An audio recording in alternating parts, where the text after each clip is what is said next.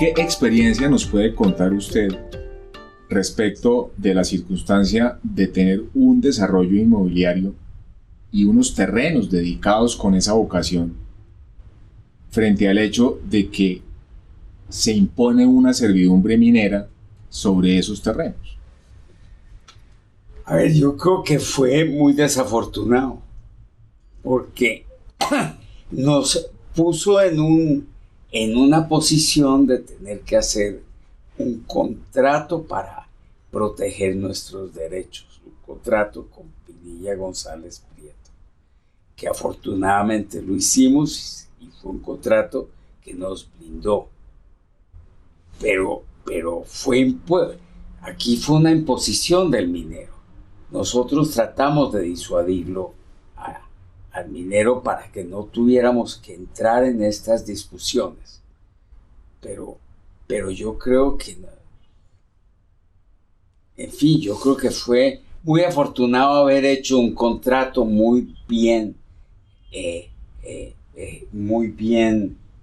estructurado, que nos permitió ser exitosos con las diferencias con el minero. ¿Cuáles diría Oscar que fueron las partes importantes de ese contrato a las que está haciendo referencia Andrés?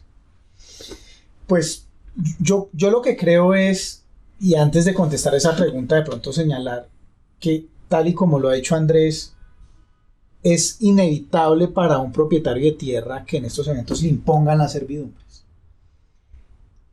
Y lo enlazo con su pregunta porque, claro, la reacción que se suele tener muchas veces es, pues, el propietario confía y simplemente firma una escritura y se deja imponer la servidumbre, pero no se toma el trabajo de estructurar un contrato que establezca condiciones tales como cuáles van a ser las obligaciones de entrega de la tierra, en qué tiempo me las van a entregar, en qué condiciones me las van a entregar, máxime cuando yo esta tierra la tengo lista para un desarrollo inmobiliario. Entonces creo que esa parte de las prestaciones, de poder determinar en un contrato con apoyo técnico y jurídico en qué condiciones y en qué plazos me devuelven mi tierra, fue fundamental en la estructuración de este acuerdo. Y de otro lado, poder establecer unas sanciones en los casos de que esas condiciones no se cumplieran, como un elemento para disuadir al minero y decirle: señor, si usted no cumple estas obligaciones, si no cumple estos tiempos, si no me entrega la tierra en estas condiciones, tenga en cuenta que va a estar sujeto a estas sanciones derivadas del contrato. Entonces, eso de alguna manera permite empezar a equilibrar ese poder tan grande que tiene el minero, que se lo da esa naturaleza de interés público que tiene la minería, todas esas potestades que le da el Código de Minas, pero que también lo obliga a salir a reparar, a salir a respetar los derechos del propietario al que le pretende imponer una servidumbre minera. Entonces, yo creo que los dos grandes aspectos relevantes de un contrato de esta naturaleza son condiciones claras de cómo debe hacerse la restitución de la tierra y unas sanciones amarradas al incumplimiento de esas condiciones. Diría, doctor Pinilla, que esas son. Yo estoy de acuerdo con eso y solamente complementaría que de parte de nosotros, del propietario, también estaban claras cuáles eran sus obligaciones, y durante todo ese tiempo quisimos cumplir nuestras obligaciones y las cumplimos. No sé si eso es relevante, pero por supuesto, equilibrio. Por supuesto, Andrés, porque es que ante el hecho inexorable de que el propietario de la tierra, que la tiene con una vocación de desarrollo inmobiliario, respecto a ella tiene impuesto desde arriba un título minero y le toca permitir el desarrollo minero, de suerte que para el propietario, y en el caso concreto lo que le significó a ustedes como propietario de la tierra, fue llevar por una cuerda el desarrollo inmobiliario y por la otra cuerda permitir el desarrollo minero. Cuéntenos un poco cómo fue esa experiencia de esas dos líneas: por un lado el desarrollo inmobiliario y por el otro lado el minero explotando la mina. Pues fue muy inconveniente durante un par de años porque afectó la comercialización de la tierra, por los incumplimientos del minero. Yo lo veo clarísimo así. Nos afectó comercialmente el desarrollo que ya estaba en ejecución cuando empezó la explotación minera. Y el incumplimiento del minero en concreto o a grandes rasgos, ¿en qué consistió? Pues yo creo que es parte del desequilibrio. Yo creo que el minero no tenía la menor intención de cumplir sus obligaciones. Y yo creo que parte por la costumbre de que otros propietarios nunca le exigían nada. Entiendo yo que aquí el minero desarrolló sus labores de explotación minera a buen ritmo porque le convenía a sus intereses. Pero cuando se trató de cumplirle al propietario... Con los llenos, no los cumplió y dejó un hueco muy grande durante un par de años. Y ese fue el problema, y esa fue lo que nos afectó. Pero yo creo que en este caso el minero, porque ya era su experiencia con otros propietarios, no tenía la menor intención de cumplir. Esa cantidad... ¿sí? Perdón, Oscar, sigue. No, que al parecer, pues es una mala costumbre, ¿no? Sí. Es una mala costumbre. Y es parte del desequilibrio. Y es parte del desequilibrio porque existe como ese poder que da la ley del interés público de la minería, y entonces si estos instrumentos, estos contratos entre propietarios y mineros se vuelven importantes, y ahí quería hacerle una reflexión, una pregunta al doctor Felipe, y es, claro, esos son acuerdos que no surgen de un día para otro, ¿no? Detrás de eso hay toda una etapa de negociación, de tratativas, que sé muy bien que usted la conoció y la vivió junto con Andrés.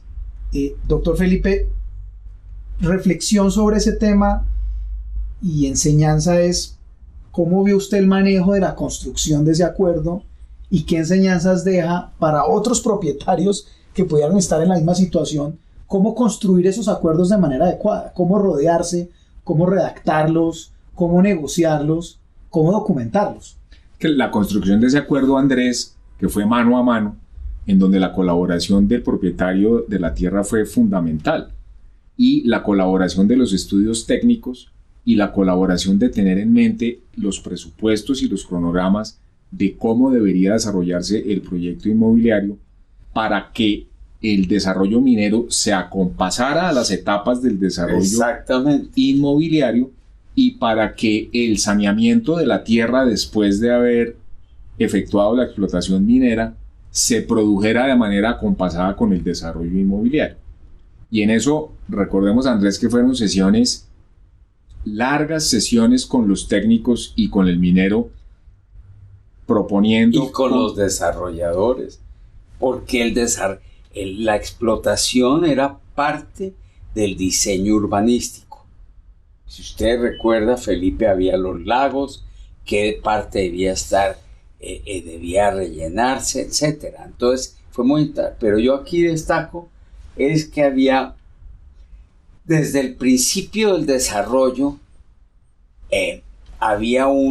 se desarrolló una confianza entre los abogados y los propietarios, que fue fundamental, y yo creo que eso generó este contrato con los mineros que nos blindó a los propietarios.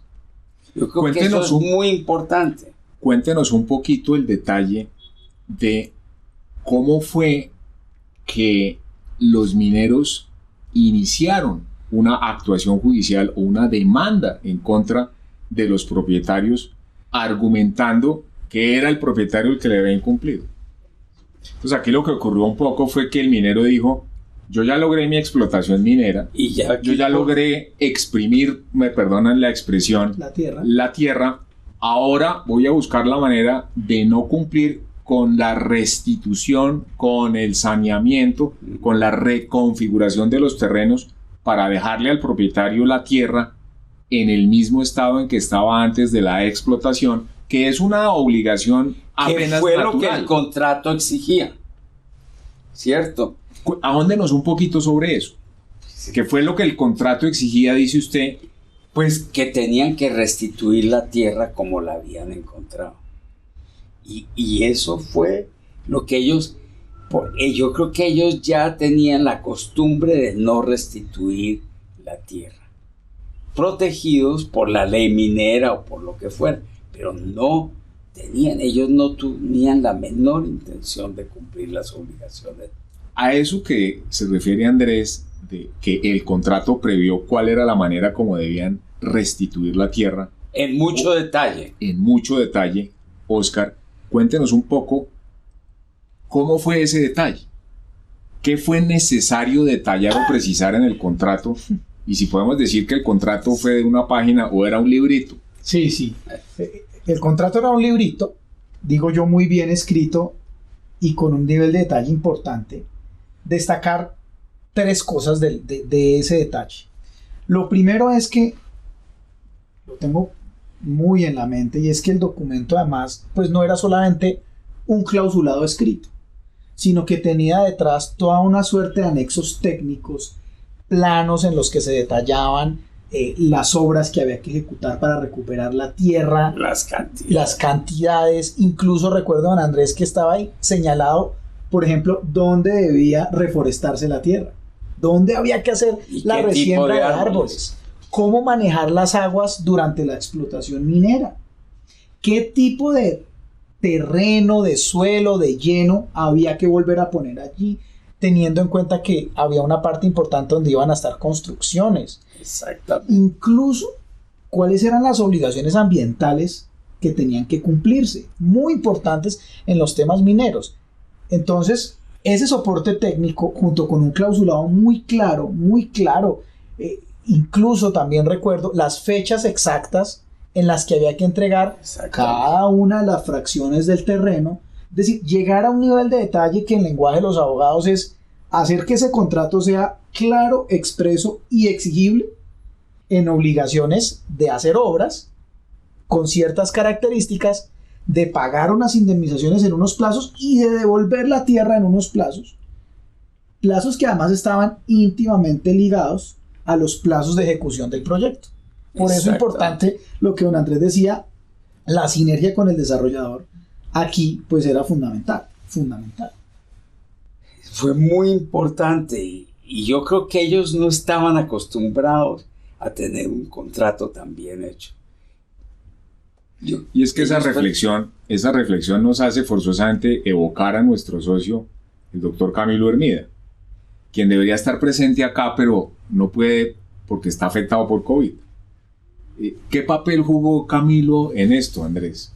Pues un papel muy importante, porque él es una persona muy precisa,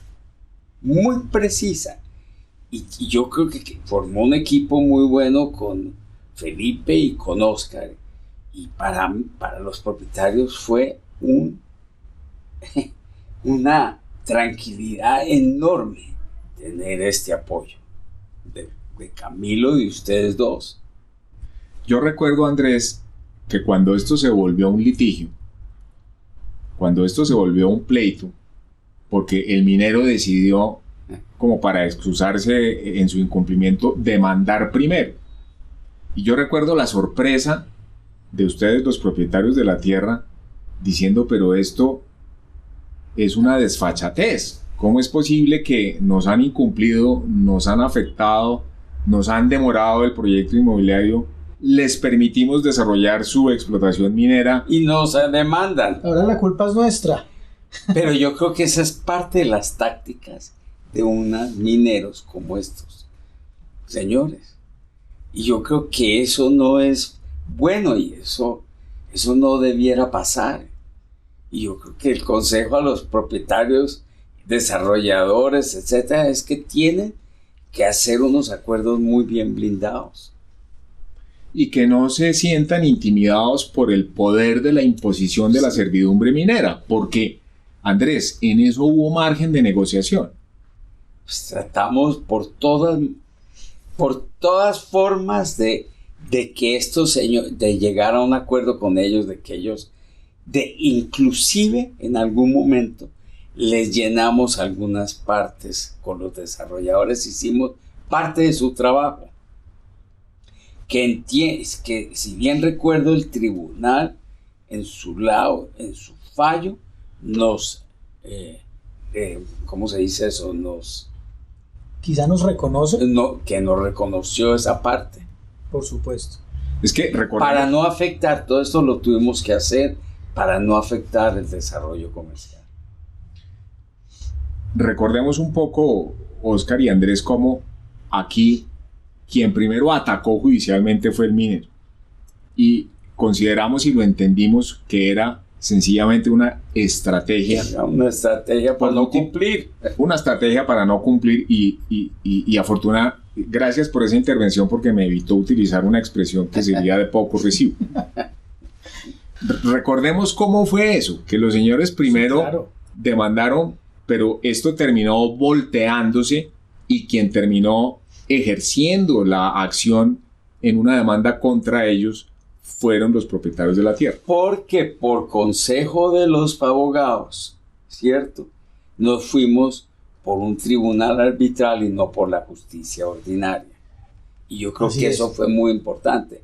¿Por qué fue ese consejo? Porque era más expedito, porque era más profundo, porque el tribunal arbitral era más profesional, diría yo, no sé si ponerlo así, ¿cierto? Sí, así fue, y recordemos también... Más profundo los análisis. Y recordemos también que ese primer ataque, entre comillas, del minero hacia el propietario, también estuvo acompañado de la amenaza de abandonar la tierra sin repararla, ¿no? Incluso jugando unas cartas absolutamente ilegales, porque todos los mineros saben que no pueden abandonar zonas de explotación sin haberlas reparado. Porque y ahí tienen también, tienen las autoridades ambientales. Claro, por supuesto, y recuerde que lo discutimos muchas veces. Muchas veces. Doctor Felipe también lo recordará que les decíamos, oiga, ellos no se pueden ir de buenas a primeras sin reparar. Entiendan que ustedes como propietarios, además de tener el derecho a reclamar que les cumplan el acuerdo, tienen el derecho a contarle a las autoridades que aquí la reparación no se ha cumplido, ¿no? Entonces, arranca el tribunal, doctor Felipe, y recordará usted que arranca también la recopilación y el acopio de los medios probatorios, ¿no? Muy importantes en un tribunal de estos por su altísimo contenido técnico. Lo recordará. Con todos los que participaron, expertos, interventores, etcétera. Claro, porque lo que mencionaba Andrés hace unos momentos respecto de lo que fueron los anexos técnicos del contrato fueron muy importantes de poderlo hacer valer ante la justicia arbitral, y que la justicia arbitral, que tiene más tiempo para estudiar y para analizar que la justicia ordinaria, que vive llena de trabajo, pudieron entender a fondo cuál era la consecuencia y las condiciones de esos estudios técnicos, para poder mirar en la práctica si se habían cumplido esas condiciones técnicas, llegando a la conclusión de que el minero no había cumplido con las condiciones y los requisitos técnicos establecidos en el contrato para el restablecimiento de la tierra como era debido que debiera restablecerse. Andrés, ¿usted recuerda en esto si hubo alguna actividad o alguna injerencia de la autoridad ambiental? Yo no recuerdo bien, pero sí entiendo que hubo algunas visitas del ANLA que fortalecieron nuestros argumentos. Y los fortalecieron, Oscar, en el sentido de que la misma autoridad declaró que los señores estaban incumpliendo. Sí, ahora pero por supuesto que fue así. ¿Qué detalle tiene sobre eso? Además usted acaba de tocar un punto que es muy importante en estas estrategias de defensa, y es poder armar un equipo técnico y legal de varias áreas. Porque aquí la doctora Natalia Núñez, ¿no?, fue un apoyo parte del equipo en esto, de los abogados. Fundamental en esto, porque fue una de las primeras que alzó la mano y dijo, oiga, pónganle mucho cuidado a lo que está pasando en el ANLA y venga, le hacemos seguimiento a esto, porque efectivamente las visitas técnicas y los informes técnicos que emite el ANLA en estos seguimientos ambientales de la explotación minera tienen un valor probatorio muy grande, porque lo hacen expertos o de una entidad oficial que al final terminaron diciendo lo que usted ha señalado, y me acuerdo perfectamente que no fueron unas, sino varias visitas y varios informes técnicos donde terminaron diciendo: señores, ustedes no hacen un adecuado manejo de las aguas, ustedes no han remediado celdas de explotación de predios anteriores, y su licencia ambiental no les permitía ni siquiera haber abierto este frente de explotación minera. Entonces, por supuesto que eso fue fundamental, e insisto, don Andrés lo recordará, eran mesas de trabajo con el abogado o con la doctora Natalia y su equipo de expertos de derecho ambiental, con los expertos en el tema del contrato, el doctor Hermida, y obviamente con los litigantes dando la batalla en bloque, ¿no? Pero ahí está el trabajo en equipo tan importante de los abogados. Lo que le generó la protección, a ver, que los propietarios debemos estar muy satisfechos de eso. Haber tenido unos asesores como los abogados.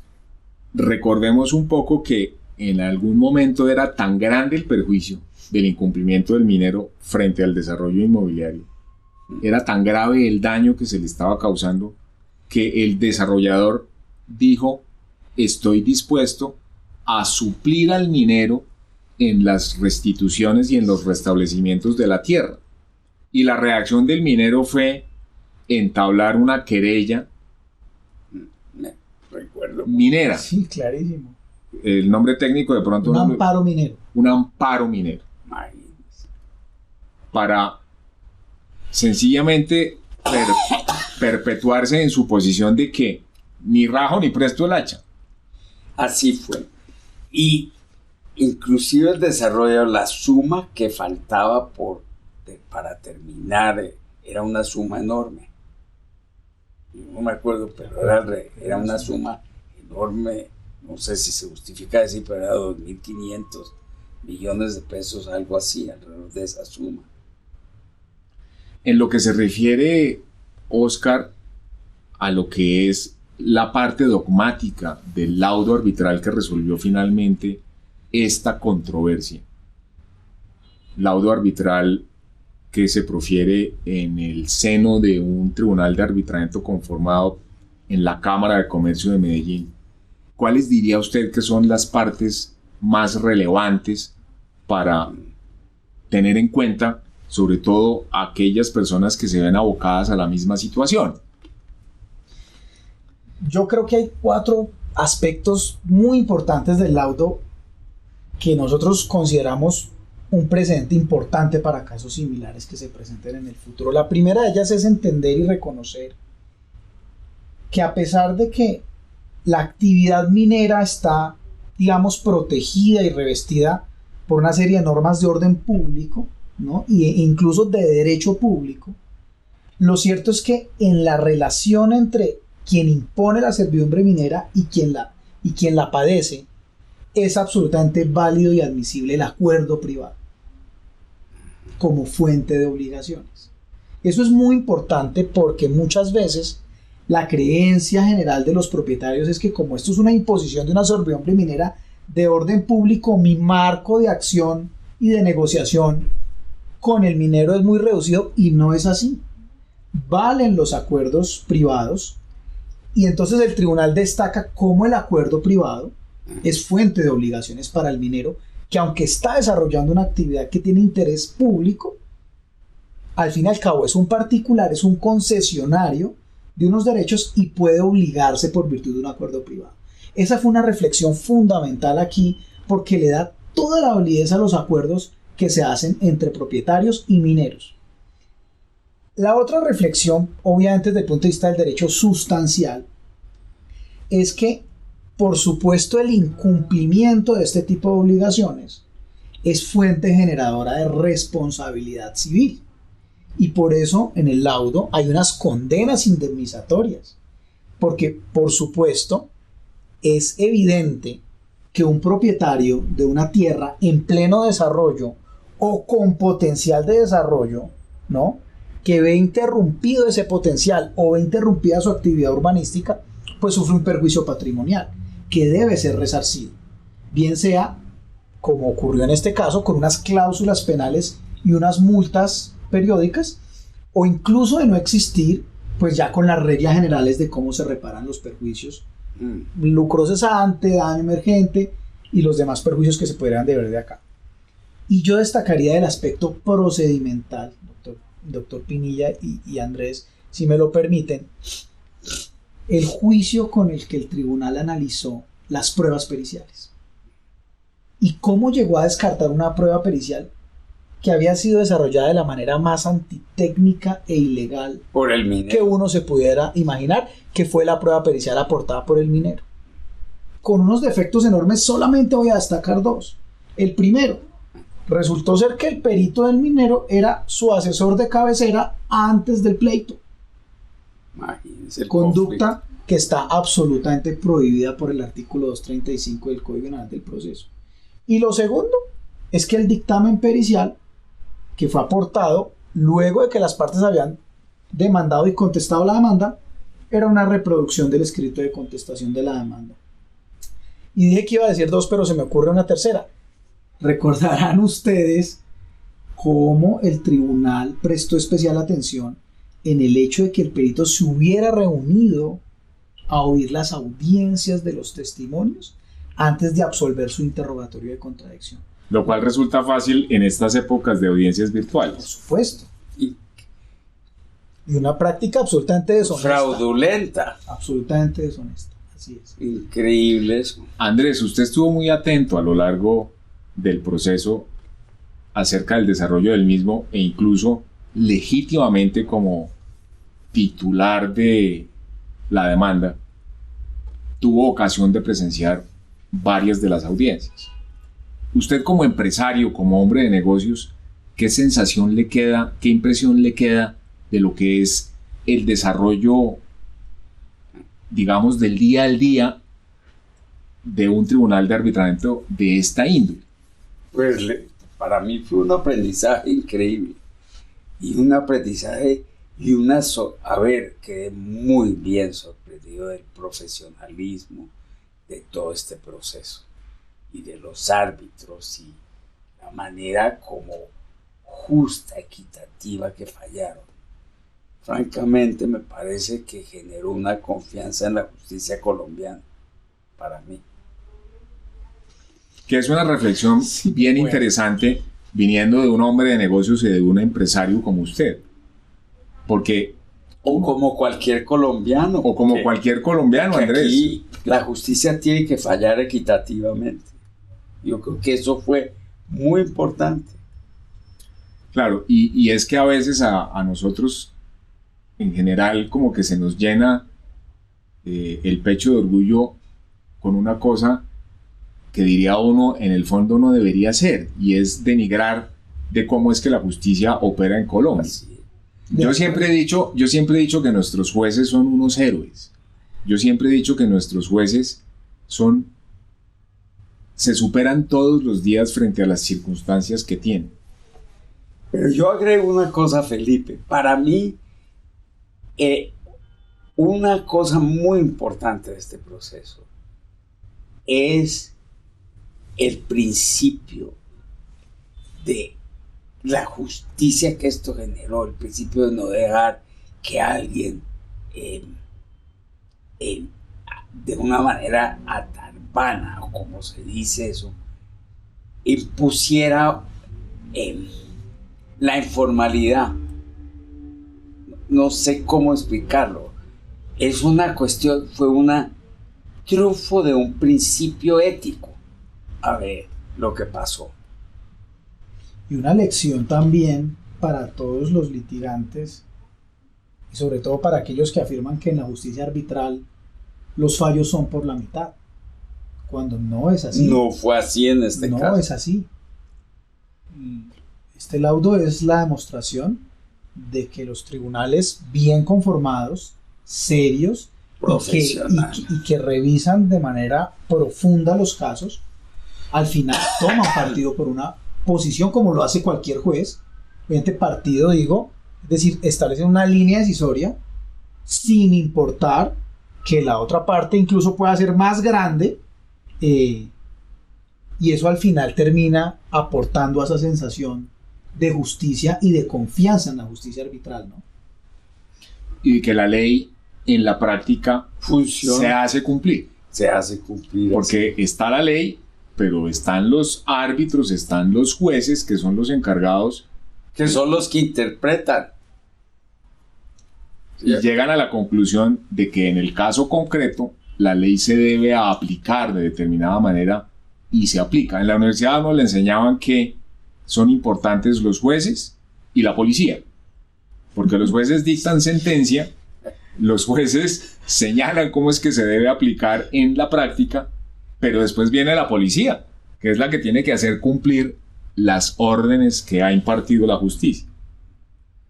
Yo creo que este es un ejemplo de un proceso muy bien manejado y muy justo, muy equitativo, y que mostró, con lo que usted dice, Felipe, que mostró que la justicia funciona en Colombia.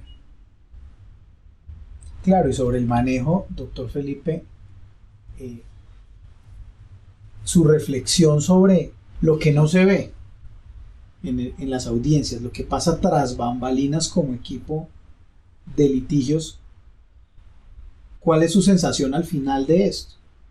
De esas jornadas que tuvimos extensas, no solamente usted y yo, sino también el resto del equipo. Eso al final termina también generando los efectos que se ven en las audiencias, ¿no? El trabajo en equipo es fundamental.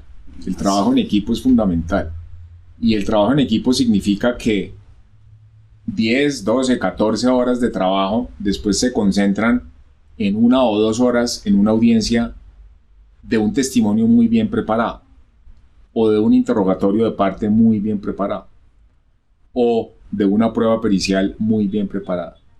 Y el trabajo en equipo, que es muy importante, por supuesto, entre los abogados, los técnicos, pues el trabajo en equipo, este caso es una de las cosas que yo le decía en alguna oportunidad a Andrés.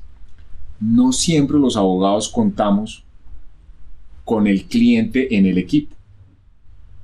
Porque aquí ocurrió una cosa que es sensacional que le suceda al abogado cuando está trabajando, y es la confianza que deposita y la credibilidad que el cliente tiene en el abogado, que le permite trabajar, le permite... Hubo armonía. Hubo armonía. Porque había confianza absoluta con el equipo de abogados. Por supuesto. Claro, y ustedes tomaron riesgos que no toda la gente está dispuesta a tomar. Tomaron los riesgos de decir, no, aquí yo como propietario de la tierra, esta familia tiene el principio ético y tiene el principio moral y tiene el principio, digámoslo así, pragmático, de que lo que debe imperar es la ley y de lo que debe imperar es la equidad, y que hay que dar la lucha para que eso sea lo que se produzca como resultado. Y no siempre el cliente, y es un drama que a veces sufrimos los abogados, está dispuesto a eso. En este caso, la voluntad y el respaldo de ustedes como clientes fue espectacular. Porque había una confianza absoluta.